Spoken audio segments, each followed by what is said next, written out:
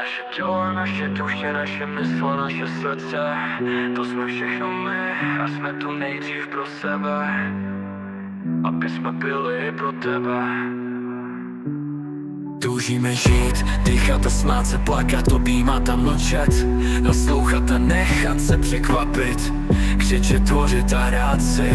A hlavně milovat, a hlavně milovat, a hlavně milovat, a hlavně milovat.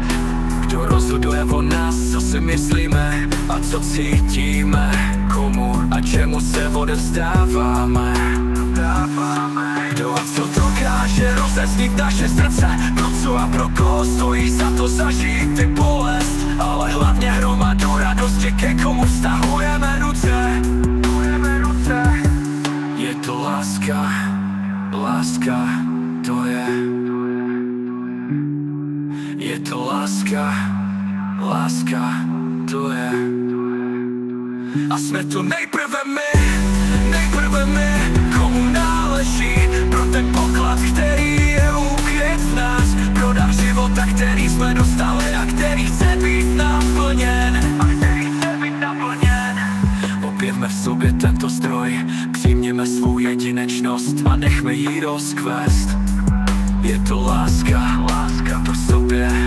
Láska k sobě není sobectví a je se naší základní silou, kterou máme uvnitř sebe a nikdo na ní nedosáhne a srdce nás již nezebe. A pak se podělme, protože ji máme a nechme ji zářit a dejme jí svobodu a stane se darem pro všechny. Pak bude tím zdrojem a zdrojem i pro toho, kdo je nám poslán osudem a bude s námi propojen láskou, kterou pak můžeme rozdávat znova, protože máme z čeho a staneme se sluncem a svítíme láskou a šíříme radost a šíříme lásku a šíříme radost. A radost se nám vrátí a láska se nám vrátí a život nám poděkuje, že nepromarnil svůj čas.